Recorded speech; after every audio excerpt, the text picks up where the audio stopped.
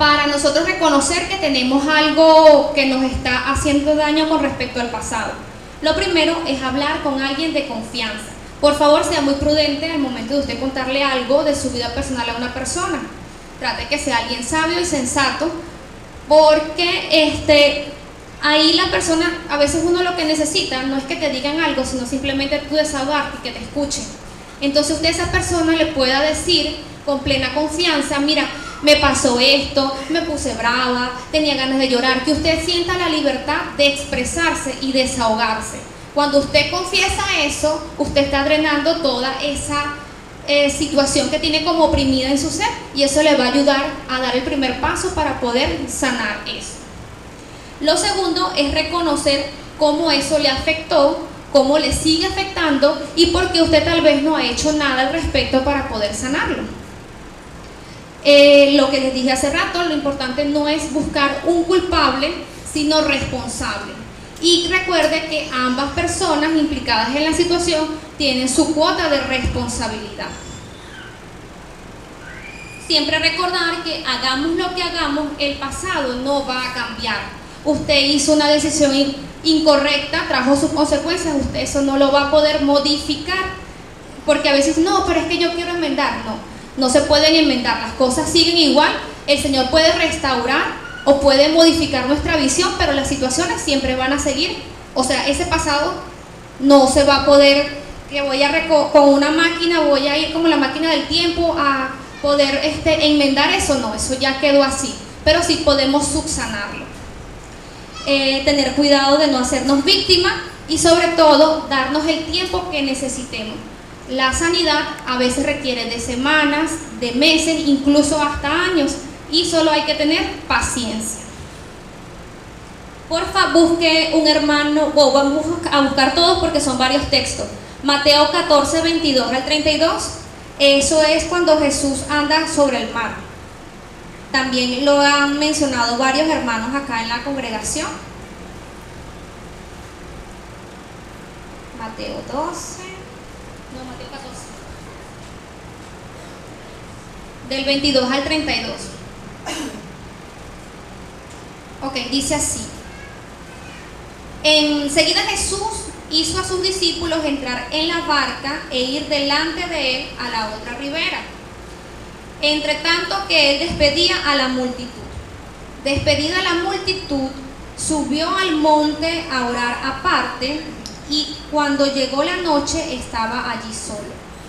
Y ya la barca estaba en medio del mar, azotada por las olas, porque el viento era contrario.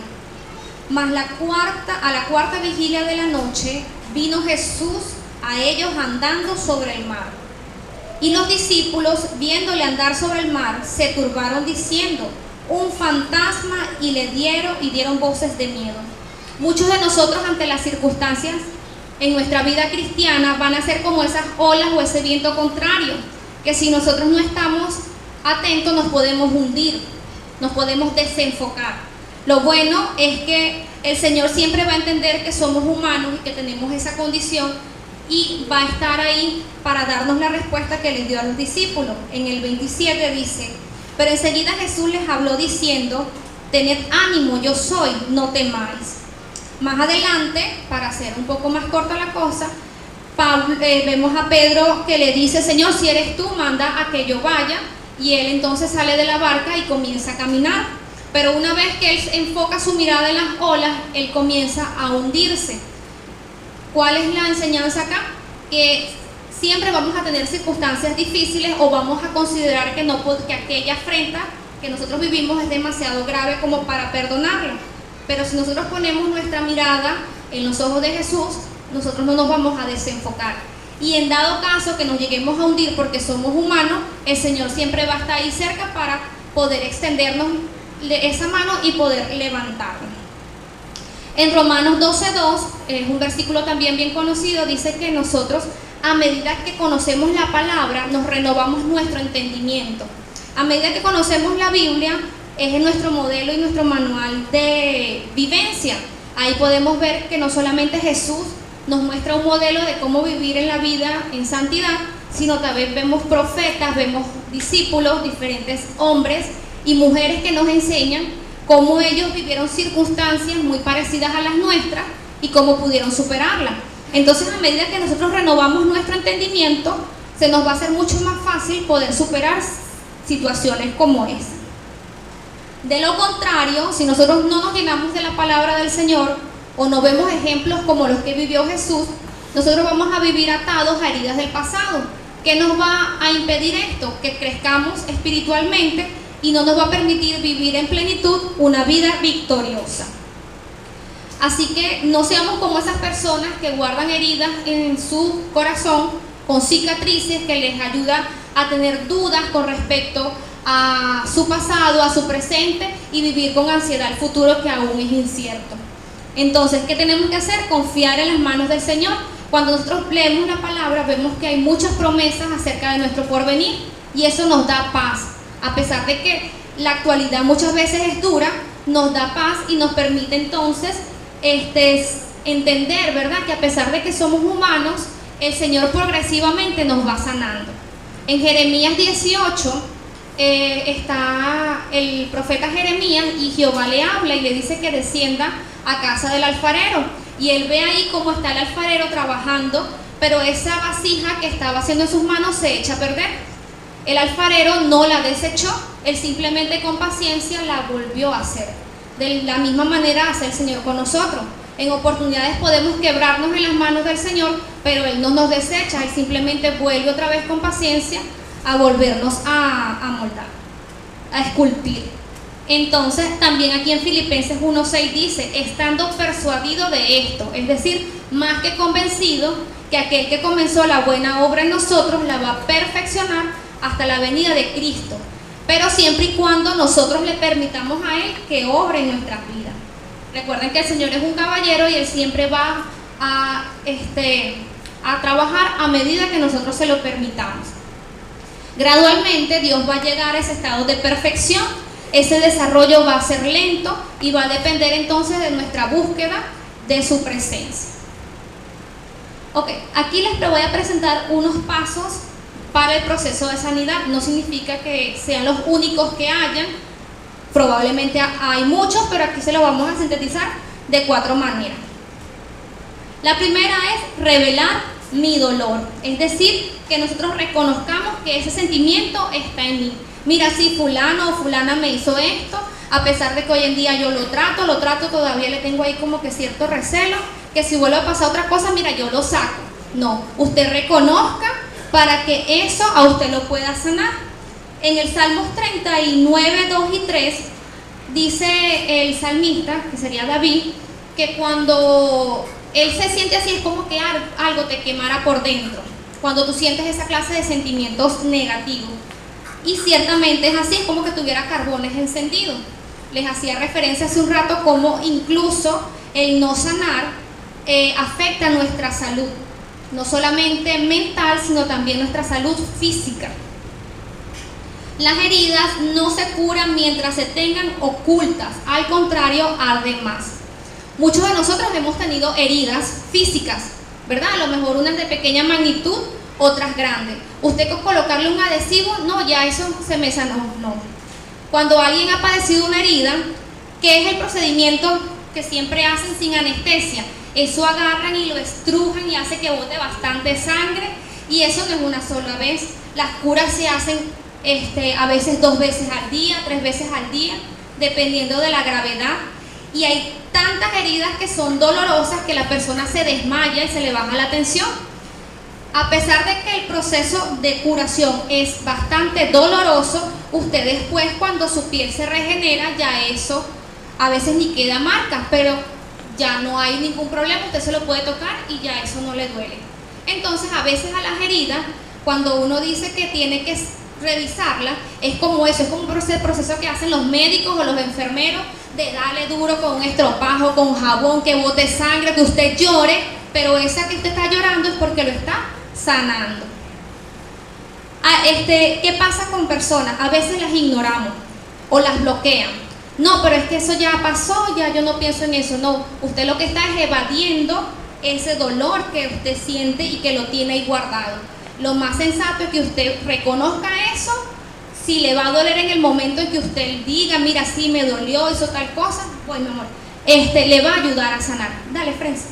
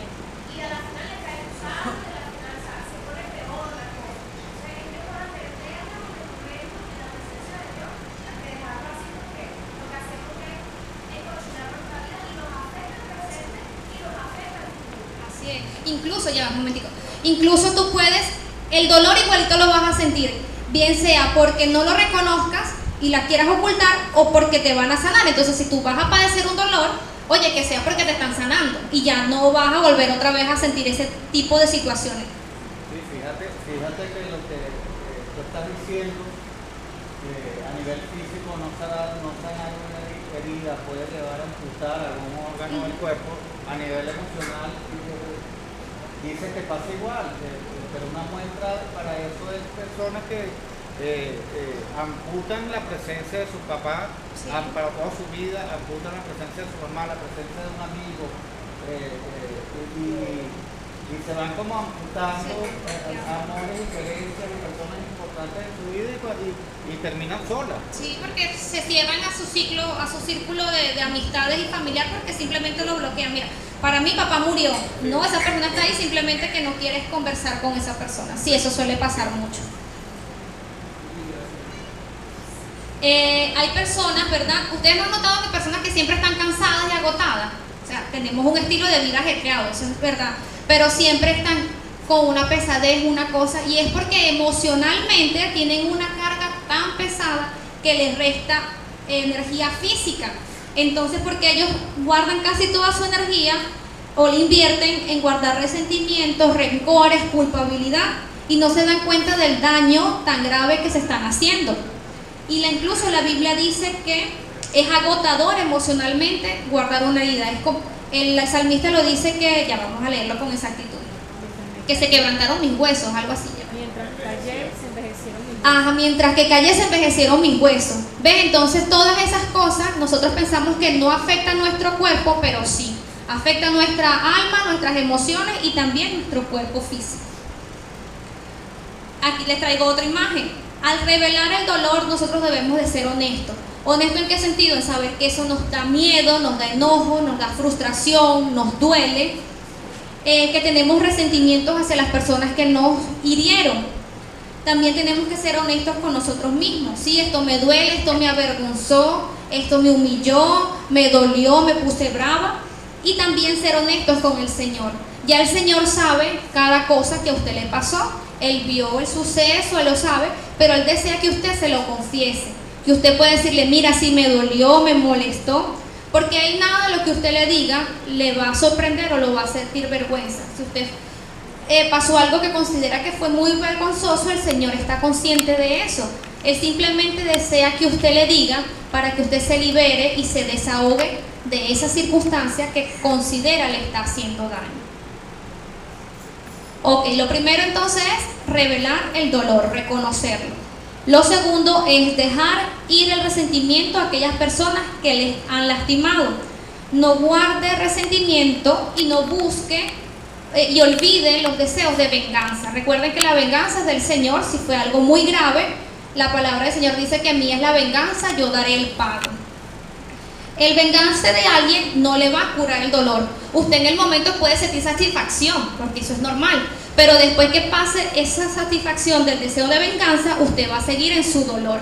Entonces es en vano que usted haga tal situación. Hay una manera de sacar el dolor de nuestro corazón, y ya lo dijimos que es por medio del perdón. Por favor, un hermano que busque Mateo 6:14 y otro que busque Marcos 11:25. Ahí el Señor nos enseña acerca del perdón. Mateo 6:14, dígale, hermano.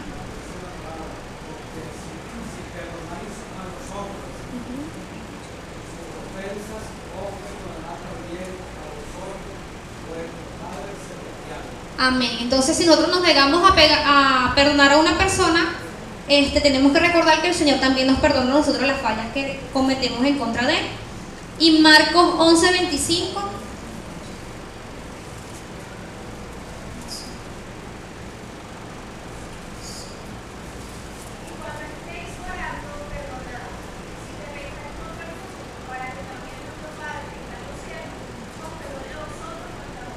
Amén. Entonces tenemos que recordar que nosotros también necesitamos que nos perdonen, entonces por eso tenemos que hacer con los demás lo que nos gustaría que nos hiciesen a nosotros.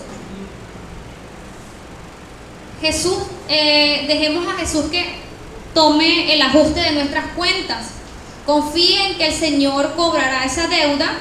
Él vio lo que está sucediendo y Él hará justicia en el momento adecuado, en dado caso que la afrenta haya sido muy grave. Recordemos que Jesús, cuando estaba en la cruz, Él pudo, ¿verdad?, haber hecho justicia o haber aprendido a las personas que lo estaban agrediendo. Él, en cambio, nos da una lección y más bien les dice al Señor que los perdone porque no saben lo que hacen. Esta es una muestra de madurez que a veces nosotros no hemos llegado a ese grado, pero ese es nuestro modelo a seguir. Ahora, ¿por qué nosotros debemos perdonar a aquellos que nos lastiman? Muchas veces nosotros nos podemos escudar, no, pero es que lo hizo adrede, lo hizo con premeditación y alevosía. Pero ¿qué pasa? Que nosotros tenemos que recordar que Dios nosotros también nos ha perdonado incluso cosas peores a lo que ese ser humano nos hizo, de que en algún momento vamos a ser nosotros los que vamos a ser los ofensores y no los ofendidos. Entonces recordar que nosotros en algún momento del futuro vamos a necesitar que alguien nos perdone, y porque es la única manera de poder sanar nuestras heridas. Así que no hay otra forma de nosotros poder sanar las heridas si no es perdonando, recordar sin que eso nos duela. Tercero, reemplazar esos recuerdos por verdades de la Biblia. No hay mejor manera de nosotros poder liberarnos de algo, como decía Romanos 12:2, sino renovando nuestro entendimiento con la palabra. Nosotros, cuando empecemos a leer la palabra, vamos a empezar a sustituir todos esos deseos de venganza por cosas de paz, por versículos y textos que nos van a ayudar a nutrirnos y a dejar entonces esas cosas en las manos del Señor, y sea Él que se encargue de subsanarlo. Ahora, sanar el pasado para nosotros poder vivir plenamente nuestro presente. Vamos al segundo. Esta imagen me gustó mucho. Muchos de nosotros vivimos así, en depresión. ¿Por qué? Porque tenemos un exceso de pasado, o vivimos una constante ansiedad porque tenemos un exceso de futuro que ni siquiera ha llegado. Entonces, vivir en presente es estar en paz. Vamos al segundo punto, que es confianza en nuestro presente. Y para ello vamos a leer en Primera de Pedro 5:7.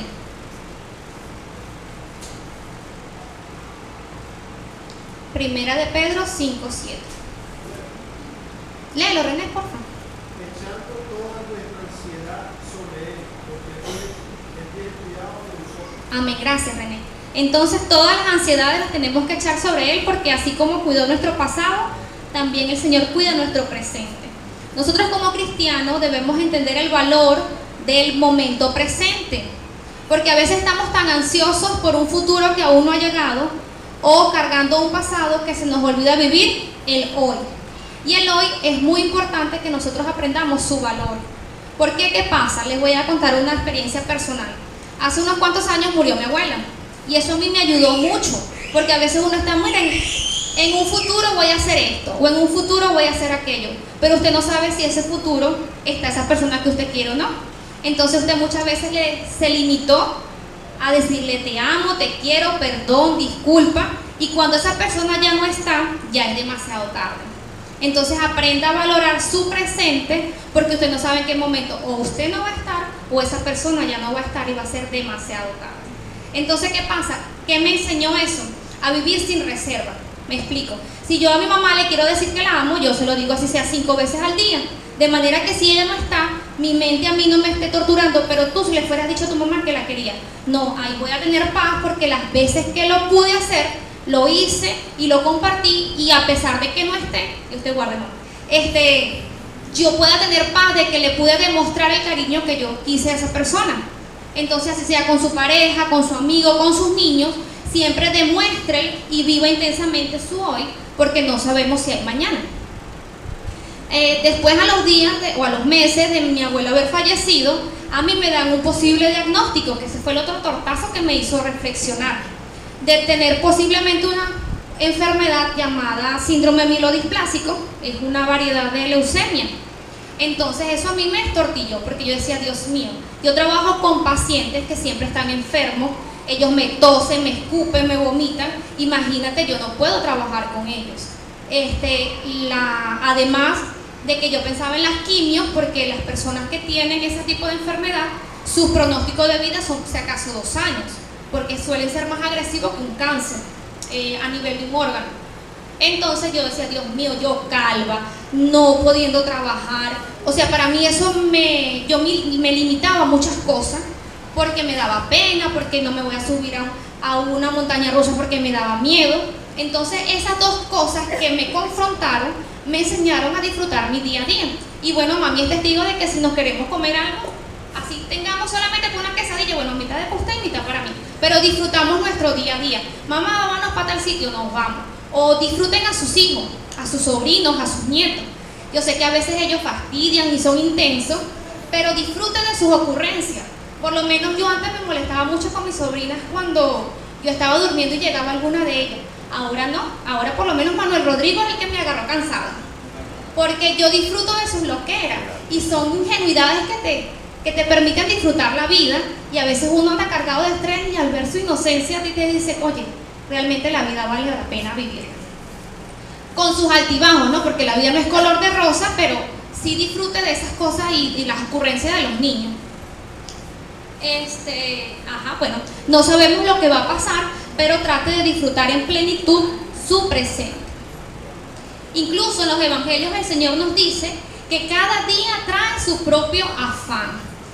Recuerde que el Señor, así como decía el versículo de la lámina, que el Señor tiene cuidado de las aves, cuanto más de nosotros, amén. Entonces disfrute cada día y vívalo intensamente, trate de ser feliz. Dime, Henry.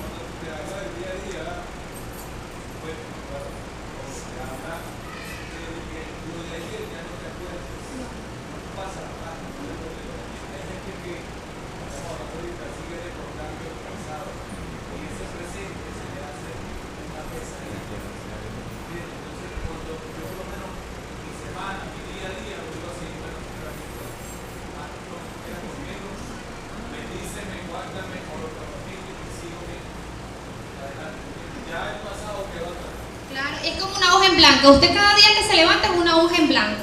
Entonces, si usted va a hacer su trabajo, trate de hacerlo con excelencia. Si usted trate de ser agradable con las personas que estén en su entorno, que cuando alguien comparta con usted diga, oye, realmente vale la pena compartir con fulano o con sutano. Yo antes de que todas esas cosas pasaran, yo era muy antipática y muy odiosa. A veces tengo esa perspectiva cuando me conozco, Hugo lo sabe. Pero no suelo ser muy amable. Antes yo veía a un indigente y eso como que veía el diablo. Incluso una vez en Mérida me pasó que voy saliendo del sitio de comida y un indigente me agarró y me abrazó. Eso a mí me dio un asco y yo agarré y me fui corriendo al sitio donde estaba hospedada, me bañé, me cambié. Hoy en día digo, oye, qué inmadura era. Hasta las personas que uno ve en la calle lo he mejorado mucho. Veo a alguien que está arreglando un anaquel en un supermercado y le busco conversación, trato de ser chévere. ¿Por qué? Porque la vida tampoco tiene que ser así tan obstinado, tan ordinario, tan rígido. Recordemos que somos representantes del Señor acá y qué mejor manera de tratando de ser personas agradables, que cuando usted no esté, usted sea irreemplazable en el buen sentido de la palabra. Usted diga, oye, vale la pena compartir con fulano porque